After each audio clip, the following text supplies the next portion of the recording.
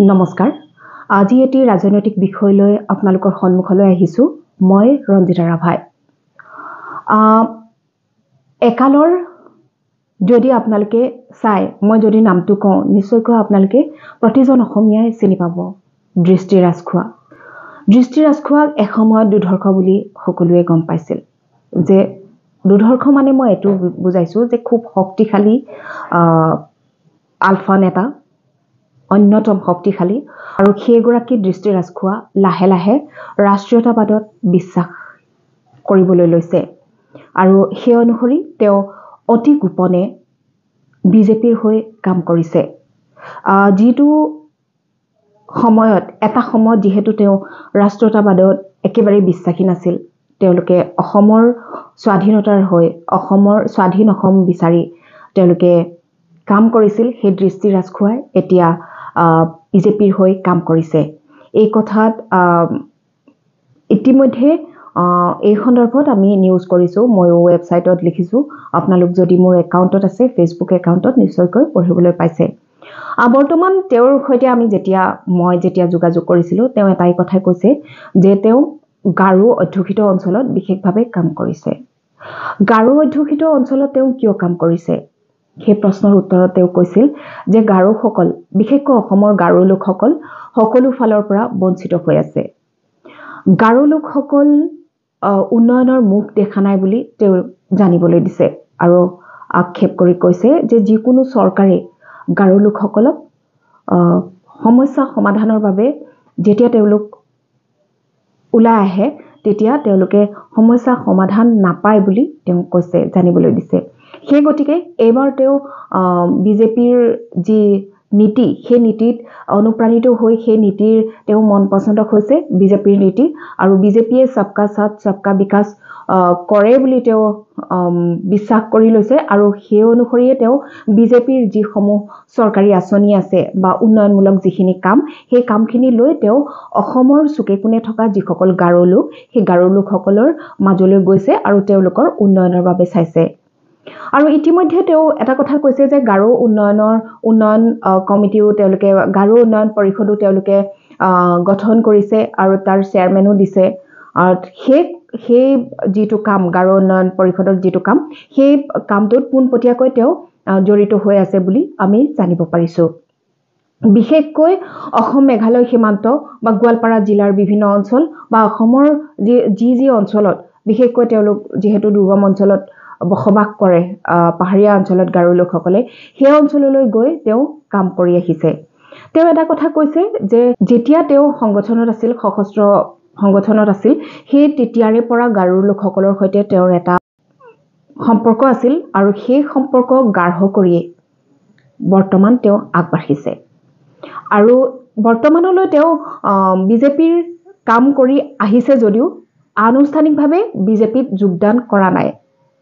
বিজেপিত যোগদান নকৰিলেও তেওঁ বিজেপিৰ হৈ একদম গ্ৰাছৰুট লেভেলত কাম কৰি থকা আমি দেখিছোঁ। এই ভিডিঅ'বোৰ চাওক, এই ফটোবোৰ চাওক, আপোনালোকে দেখিব তেওঁ কেনেধৰণে কাম কৰিছে। গতিকে ইয়ালৈ চাই অনুমান কৰিব পাৰি যে খুব সোনকালে ২৬ৰ নিৰ্বাচনৰ পূৰ্বে তেওঁ বিজেপিত যোগদান কৰিব, আৰু সেই কথা আওপকীয়াকৈ তেওঁ স্বীকাৰো কৰিছে। যেতিয়া মই কথা পাতিছিলোঁ, তেতিয়া তেওঁ কৈছে যে যি লোকসভা নিৰ্বাচনৰ পূৰ্বৰে পৰা তেওঁ কাম কৰি আছে গোৱালপাৰা জিলাৰ বিভিন্ন অঞ্চলত। গতিকে তেওঁ ২৬ক টাৰ্গেট কৰিয়েই, ২৬ৰ যি বিধানসভা নিৰ্বাচন, সেই বিধানসভা নিৰ্বাচনক টাৰ্গেট কৰিয়েই তেওঁ কামবোৰ কৰি থকা বুলি আমি জানিব পাৰিছোঁ। এইখিনিতে বহুতৰে প্ৰশ্ন যে যিয়ে স্বাধীন অসমৰ সপোন দেখি এসময়ত সশস্ত্ৰ বিপ্লৱ কৰিছিল, সেই মানুহজন এতিয়া ৰাষ্ট্ৰীয়তাবাদত কেনেকৈ বিশ্বাসী হ'ব পাৰে? তেনে ক্ষেত্ৰত সঠিক উত্তৰ নাপালেও তেওঁ যিসকল নিষ্পেষিত গাৰো লোক, তেওঁলোকৰ হৈ কাম কৰি যোৱাৰ কথা আমাক উল্লেখ কৰিছিল।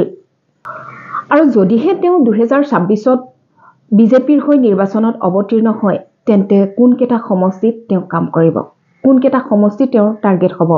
যিকোনো এটা সমষ্টিত তেওঁ নিশ্চয়কৈ খেলিব, যিহেতু তেওঁ দৃষ্টি ৰাজখোৱা ওৰফে মনোজ ৰাভা। গতিকে যিকোনো এটা ST সমষ্টি তেওঁৰ বাবে লাগিব দৰকাৰ হ'ব প্ৰয়োজন হ'ব গতিকে তেওঁ দুধনৈ সমষ্টি বকুছয়গাঁও অথবা পশ্চিম গোৱালপাৰা সমষ্টিতেই বিশেষভাৱে তেওঁ কাম কৰিব বুলি টাৰ্গেট কৰিব বুলি সেই তিনিটা সমষ্টিৰ যিকোনো এটা সমষ্টিত বিশেষকৈ তেওঁ বকুছয়গাঁও সমষ্টি তেওঁ মনপুত বুলি আমি জানিব পাৰিছো এই কথা তেওঁ খোলাকৈ আমাক কোৱা নাই যদিও আমি জানিব পাৰিছো যে বকুছয়গাঁও সমষ্টি তেওঁ নিৰ্বাচন খেলিব পাৰে খেলাৰ পূৰ্ণ সম্ভাৱনা আছে আৰু যেহেতু দুধনৈ সমষ্টিত পূৰ্বৰ বিজেপিৰ প্ৰাক্তন যিগৰাকী বিধায়ক দীপক ৰাভাই ইতিমধ্যে কাম কৰি আছে আৰু দীপক ৰাভাই পূৰ্বৰ যিটো নিৰ্বাচন সেই নিৰ্বাচনত অৱতীৰ্ণ হ'ব নোপোৱাৰ বাবে তেওঁ টিকট নোপোৱাৰ বাবে বিজেপিৰ পৰা আঁতৰি গৈছিল আৰু সেই দীপক ৰাভাক পুনৰ বিজেপিলৈ অনা হৈছে আৰু সেই দীপক ৰাভাই এতিয়া দুধনৈ সমষ্টিত যেহেতু তেওঁ পূৰ্ণোদ্যমে কাম কৰি আছে 2026ৰ বাবে নিশ্চয়কৈ এই সমষ্টিটোত দৃষ্টি ৰাজখোৱা ওৰফে মনোজ ৰাভাৰ বাবে সহজ নহ'ব গতিকে তেওঁ বকুছয়গাঁও অথবা পশ্চিম গোৱালপাৰা সমষ্টিতে তেওঁ বিশেষভাৱে কাম কৰা বুলি আমি জানিব পাৰিছো আৰু এটা কথা ঠিক যে যিসকল গাৰো লোক তেওঁলোক মূলতঃ খ্ৰীষ্টিয়ান আৰু খ্ৰীষ্টিয়ান এতিয়া যেহেতু দেখা পোৱা গৈছে বাতৰিত যেহেতু আপোনালোকে পাই আহিছে বা ইতিমধ্যে বিজেপি বা RSSও বিশেষভাৱে ষ্টেণ্ড লৈছে যে কনভাৰ্চনৰ বিৰুদ্ধে তেওঁলোকে